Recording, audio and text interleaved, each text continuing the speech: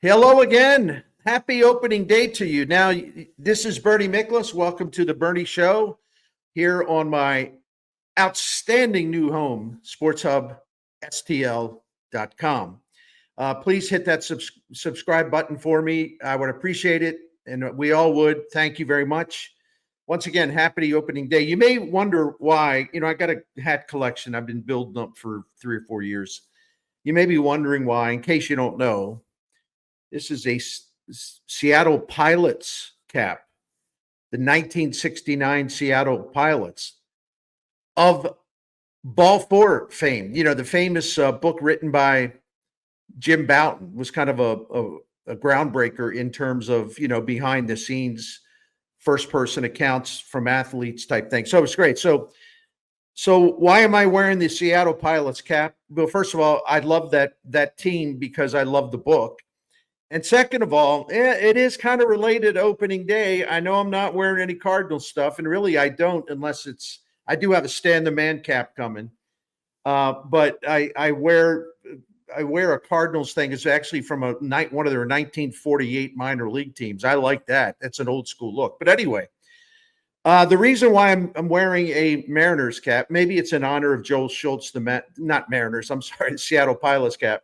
Maybe it's in honor of Joe Schultz, St. Louisan, who managed the Seattle Pilots in 1969.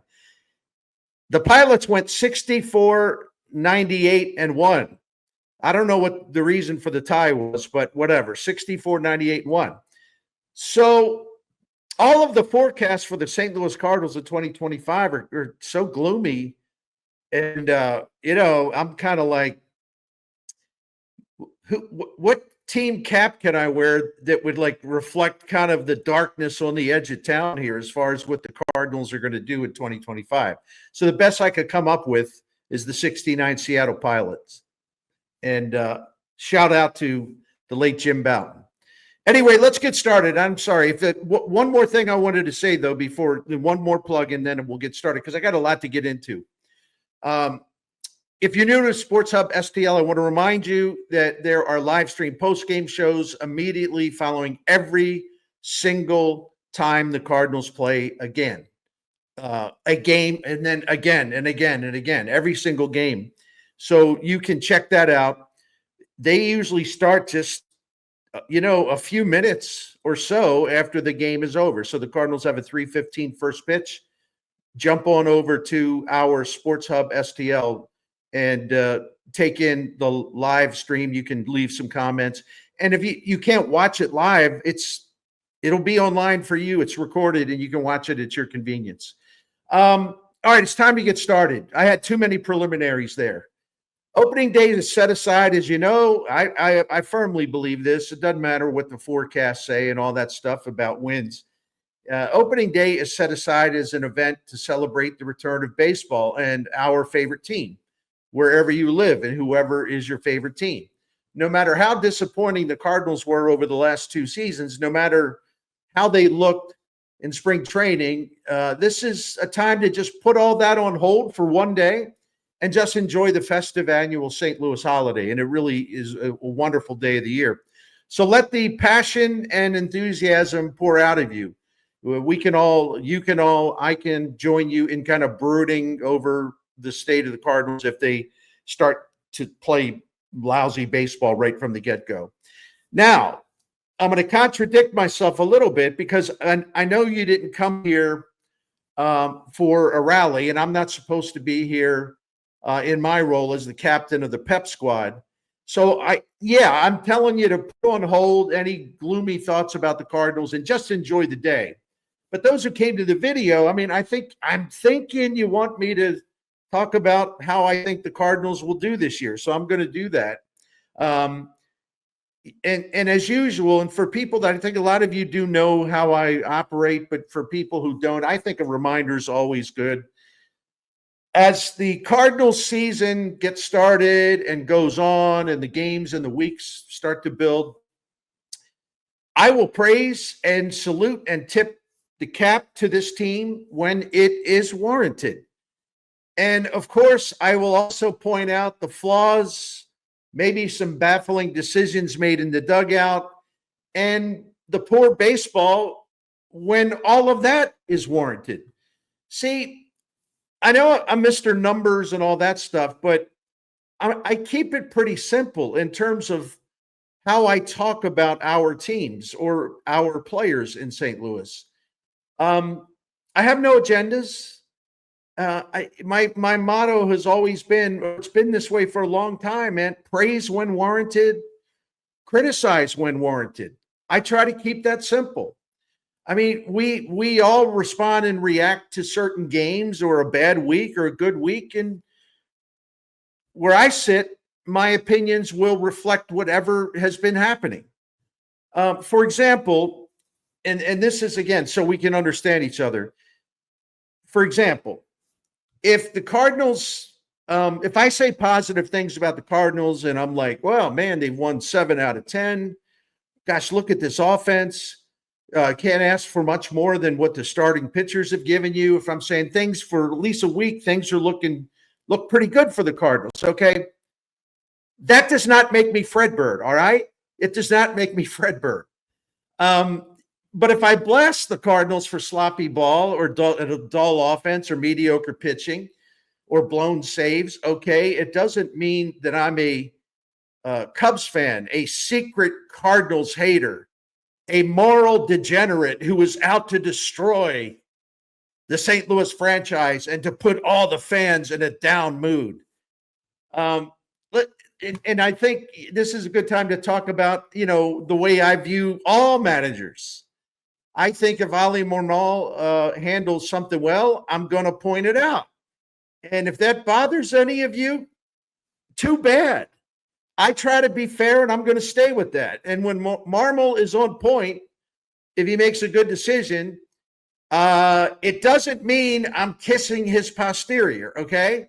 Or I'm not trying to convince you that he's the second coming of Whitey Herzog. Now, if I think that Ali Marmol messed something up, I will be very direct about it. It doesn't mean you'll get some 30-minute tirade savaging the manager every time they lose a game. I try to handle this stuff, except for my sarcasm. I'm bad with my sarcasm at times. I try to handle this like an adult. And yeah, it's tough. I do it. We overreact to things, but I keep it simple. Praise when warranted, criticize when warranted. And after a while, you got enough games to where there's a body of work that matters, and then you can take kind of a bigger picture look. So I hope we understand each other. I thought it was important as the season begins, and it's just my first season doing YouTube videos, and it's my first season, obviously, here at the Hub, and I'm excited by it. I wanted to make sure you understood my philosophy and how I go about critiquing the Cardinals. Listen, I hope we have a lively and entertaining time when we analyze the Cardinals here on 2025 on the Bernie Show. And it is always fun to debate things. But yeah, I know, and a lot of you appreciate this, but I know some of you find it annoying, and that's fine too. Because when I get into a debate, I base my arguments on facts, right? I figure that's the best way to do it. So as the new season begins, I can go one of two ways here. I can be optimistic. I can give you a landscape of a radiant sun, blue skies, billowing white clouds, happy, smiling people. I can do that. And that tends to be, that's kind of fits the mood, the spirit of opening day. And this happens in every media market and every, major league market. It's kind of a tradition. I respect that. However, I don't think many, if all of you came here to find out let me retrace my steps there. I think many, if not all of you, came here to find out what I think about the team as we're all going into the new adventure of 2025. See, and this is where my pragmatism kicks in. I don't have an agenda, good or bad. I have my own working base of knowledge about the Cardinals. I keep track of everything. I update it constantly based on changing trends, and I always want to be sure of what I'm talking about if I'm assessing an area of their play. And as we go into a season, I always look at the projections, not because they're the end all be all, not because, they're going to be on the money all the time. Of course not. But it just sort of gives you a working idea working knowledge about how the team is kind of viewed based on projections and, crunching the data and all that stuff. So I like looking at projections before the start of the season because it just gives us kind of a general starting point on how a team is perceived, right? Teams can exceed those projections and expectations. Teams can fall short of those projections and expectations. It's a long season. A lot of stuff happens. Sometimes it looks great. Sometimes it looks really bad. Sometimes it looks kind of in the middle. But then you add it all up, right? As my favorite, the Hall of Fame manager Earl Weaver once told a young sports writer in Baltimore, that would be me, this ain't football. We play 162 games here. And yes, I always have memorized that. I always will. Earl made an obvious point. No matter what we think about a team going into the season, we know that the truth and the reality will be revealed during a 6-month odyssey. So it means what he meant in terms of we play 162 games here. It's not football. What he means is like if any team, his team, say the Cardinals, they go 2-4 or 4-7 in the opening days of the season. 162 games. The truth will be revealed over 162 games. There's no reason to declare the sky is falling if any team in baseball gets off to a less than ideal start. Now, the projections for the 2025 Cardinals are gloomy. The forecasts do not call for that sunshine, those blue skies, or the castles in the air. These projections are not gospel. Many are inaccurate, sometimes largely inaccurate, sometimes somewhat inaccurate. So if you want to reject the forecasts out of hand, go ahead, man. I'm not saying this to be, snarky either. If you want to be a daydream believer, go ahead, man. It's all good with me because from this March that begins today and goes through game 162, it's going to tell us everything we need to know. And we may know everything we need to know by the All-Star break, right? I subscribe to a lot of different things. And I want to go through some of the projections just so we get an idea of the range where a lot of people are putting the Cardinals based on their forecasts and their models and all that stuff. And these are all respected systems. So I'll give you what they say, and then I'll average it out for you. The simulations of Baseball Prospectus, and they run a million of them, project an average of 77.2 wins for the Cardinals. The FanGraph simulations have an average of 79.1 wins for the Cardinals. We'll just call it 79. The legendary Clay Davenport, he's a pioneer in this field. I still value his model a lot. He ran his model on the Cardinals, and he came up with an 81-win season. The ELO ratings, which were devised by Neil Payne, who does an excellent job at all sports, the ELO ratings project the Cardinals to be around 80 wins. My friend, the analyst Joe Sheehan, has the Cardinals going 82-80. That's optimistic for Joe, but he wrote in his newsletter that he actually likes this offense. And he questioned his own sanity, but he said he likes this offense maybe to break the right way with some of these guys. I don't know. Again, we'll find out. But if we average out all of the forecasts that I just mentioned, the Cardinals, they land basically between 79 and 80 wins. And with some people that could, and I'll get to this later, I'll tell you how they see the Cardinals out in Las Vegas sports books. But 79, 80 wins, something like that. I don't see anything crazy or way off about that. The Cardinals won 83 games last season because of a historically excellent performance in the bullpen, and it was historically excellent. But if the team's set of relievers in 2024 had been average or slightly above average or slightly below average, the 2024 Cardinals would have ended up with a losing record. That's pretty obvious because based on run differential, they should have been 76 and 86. But the bullpens protected those leads with the the ferocity and the force of like a pack of like wild guard dogs, protecting someone's car lot or whatever. Can the St. Louis bullpen do it again? For me, that's a tough ask. And again, going back to my friend Joe Sheehan, he had a note in a newsletter this week about how bullpens that are really, really, really good one season, they tend to regress. The history shows that there is a pretty good pattern that they will regress, and sometimes rather dramatically after having that big year. And that's also provided, of course, that much of the same group is still in place. So this would kind of apply, this theory would apply to the Cardinals in 2025. So this is a good spot for me to tell you about, and I only picked one or I'd be here all day, what the FanGraphs projections say about the 2025 Cardinals at each position. And I got to go through this quick.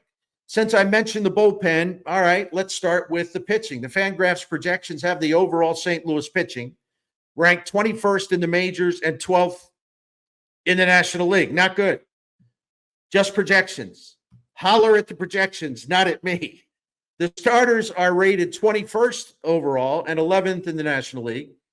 Starting pitchers, St. Louis, not good. But I do see that. I honestly see that because it makes sense to me.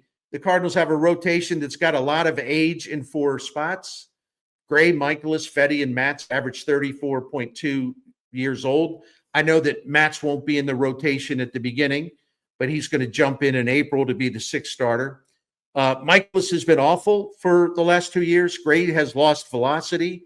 Last year he did, and it's gone down, at least in spring training, another tick of miles per hour this year. Fetty has to show, as many of you have said, he's got to show that last season wasn't a fluke.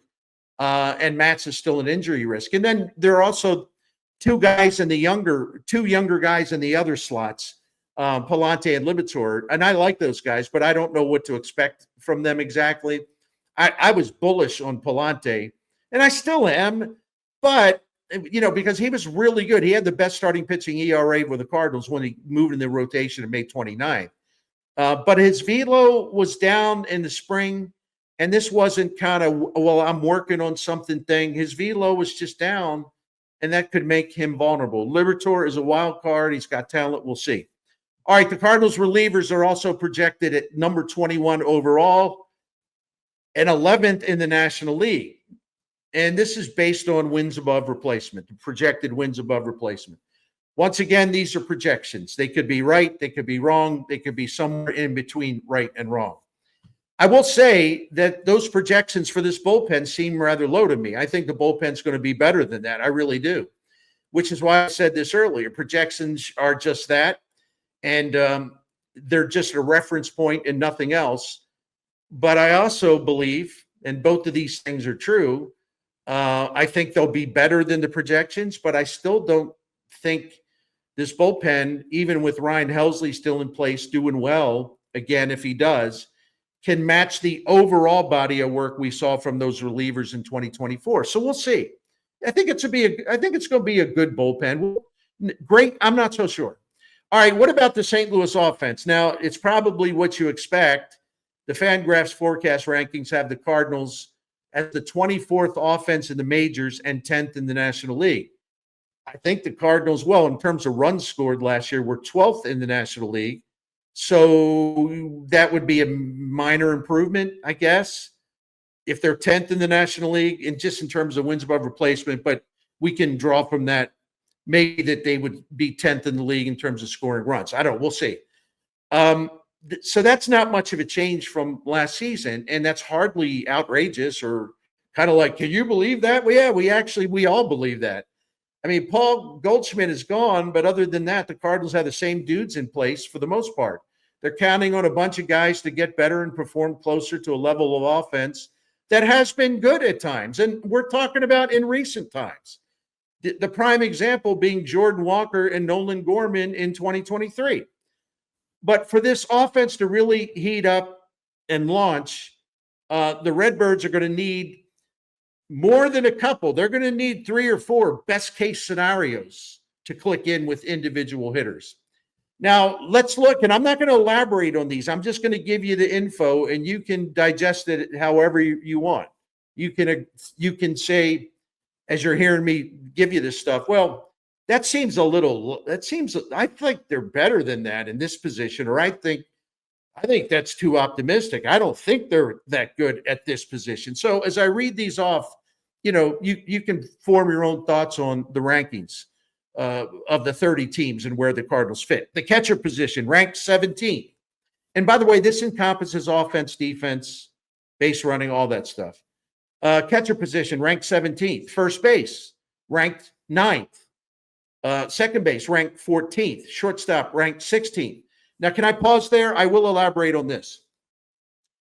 The thing about Mason Wynn, and he's really good, but if you're familiar with going into FanGraphs and looking, using their search engine for splits, you can actually look at all the shortstops in the majors who played enough to qualify and all that stuff. There are so many good shortstops in Major League Baseball, so many. It's like really, I ain't going to call it the golden age, but you'd be surprised if you go down the list in terms of wins above replacement, how many really, really, really outstanding shortstops there are. So in that context, it isn't like, well, these people are crazy. Mason Wynn's better than 16. He might be, right? But I'm just saying, to see him projected, or the Cardinals shortstop position, but it's going to be him, obviously. To see them projected at 16th, it's not like a shock or an outrage. It's because that position's really deep. All right. Third base, Cardinals ranked 11th. Left field, 7th. Those two things were basically a reflection of Nolan Arenado at third and Lars Nootbaar in left. Center field, ranked 30th. That's because Siani can't hit. And listen, these forecasts aren't going to these forecasts don't take into account the fact that Victor Scott had a great, great, great spring. They're just going by what their normal forecast would be. And it's not like a forecast is going to take Victor Scott from a really bad offensive season last year and then all of a sudden, project him to be Ted Williams or something. Let's be realistic. But the Cardinals projected their outfield play, offense, defense, base running, whatever, ranked 30th, which would be last. Right field, Jordan Walker's home, is ranked 24th among the 30 teams. So the question is, how many of those spots will have more wins above replacement than anticipated? How many will have a WAR value that is less than anticipated? It's a great question. We don't know how to predict that because the answer to the question will largely determine if this offense can go from bad or mediocre to respectable or good. That's true of the defense, and that is true of how these forecasts see the pitching as well. Now, I looked at some of the over-under lines in the Vegas books. Generally, the odds makers have the Cardinals listed at 76.5 wins. I've seen it a little lower. I've seen it a little higher. But I'm going to stick with 76.5 wins because that is absolutely the consensus. And that's the worst projection, by the way, of any team in the National League Central. So I don't think a lot of you would be, surprised or stunned by that, because many of you feel the same way based on the comments that you leave. And by the way, leave those comments. I love them, and I've been trying really hard to respond to a lot of them. As The Athletic pointed out, the 76.5 win projection for the Cardinals, is the third lowest projected total for the team before a season going back to the early 90s. This is the most negative projection for a Cardinals team. And again, preseason, since 2008. That year, this tells you about projections. That year, the projection was 76 win in 2008 for the Cardinals, but they ended up winning 86. Not that anybody was going to organize a parade. 86 wins actually is pretty good with all the adversity they had that year, injuries and such, but they didn't make the playoffs. So, but the point is, we talk about projections, and projections can be wrong. They can be wrong in terms of they underestimate your team, or they could be wrong in that they overestimate your team. And in 2008, the Cardinals were projected to win 76, and they won 86. If the 2025 Vegas Sportsbook lines is close to 76.5 wins, and the Cardinals end up in that range, give or take a win or two or three, let's just say they finish below 80 wins. If that happens, it would be a pretty big deal because it hasn't happened very often. The Cardinals haven't finished with less than 30, excuse me, they're not that bad, 30 wins. The Cardinals haven't finished with less than 80 wins in a full season since 1999. They also had, well, let me run it down for you. They had 71. I misspoke there. Let me do this the right way. The Cardinals, the only times in the last, going back to the late 90s, that they've had less than 80 wins, 71 in 2023, 75 wins in 1999, and 73 wins in 1997. I'm sorry for my garble in there. I forgot to have my notes here. I forgot to delete something. It happens.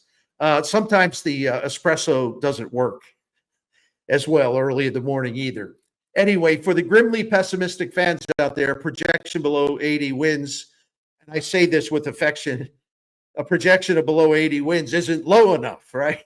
The way some of the barking and I know that, it's kind of, it's easy to have a really negative view of how this season will go, but I don't know. I don't think it's going to be along the lines of the 2024 White Sox, but if you believe it will be, go ahead and put that in their comments. So, for the record, the White Sox won 41 games last season. I think the Cardinals will top that. Yeah, I'm pretty sure they will. But for the optimists among you, well, you can tell those under 80 win projections to shut the heck up. And you can also tell me to shut up because I see the Cardinals finishing fourth in the NL Central behind the Cubs, Brewers, Reds, and only ahead of the Pirates. And even that's probably going to be close. Now, let me do this, and we're getting towards the end here, so stay with me. Every baseball season, as we know, is filled with surprises. Some of them are pleasant surprises for fans of a team. Some of them are very unpleasant surprises. And for the Cardinals to be a surprise in a way that really, really matters, well, who knows? The Fangraphs forecast has only two National League teams going above 90 wins, the Dodgers at 97, the Braves at 93. And after that, the third highest projected win total is 88 by the Phillies, 86 for the Mets and Diamondbacks. And if those forecasts are accurate, if they're accurate, the Cardinals would have actually a better shot. If they're going to have any kind of shot, they would have a better shot at winning the division because Fangraphs projects the Cubs and the Brewers both with 82 wins. I think that's too light for the Cubs. I think the Cubs have really improved their depth in the bullpen and some other spots. But for the record, the projections have the Cubs and the Brewers winning 82 games. So there it is, I guess. You wanted some optimism? Okay, maybe that's a little bit there. It starts with the Cubs and Brewers actually finishing only a couple of games above 500, right? And if that happens, then it's up to the Cardinals to take advantage of the opening that theoretically would be available. But they're not going to take advantage of anything if they bag less than 80 wins, period. It ain't going to happen. Anyway, that's all I got to do today as far as shouting at you. And I really appreciate you for watching, and I'm really interested in your comments, and I hope you really enjoy opening day. Don't forget to watch the post-game Cardinals live stream here on the Hub, sportshubstl.com, and they're always there for you as well as all of the other teams. Whenever there's a game like the Blues, for example, whenever there's a game, post-game live stream, and it applies to every other team. Also, I will have a column ready for you in a couple of hours when you go to our new home, sportshubstl.com. Thank you very much, and I'll be back tomorrow. We'll talk about opening day and looking forward to the start of the season. I find every Cardinals season, every baseball season entertaining in its own way. And I think this one could be kind of wild for the Cardinals. A lot of swerving back and forth. I think it's going to be kind of crazy. So we'll see. But I appreciate you for being with me, and enjoy the day.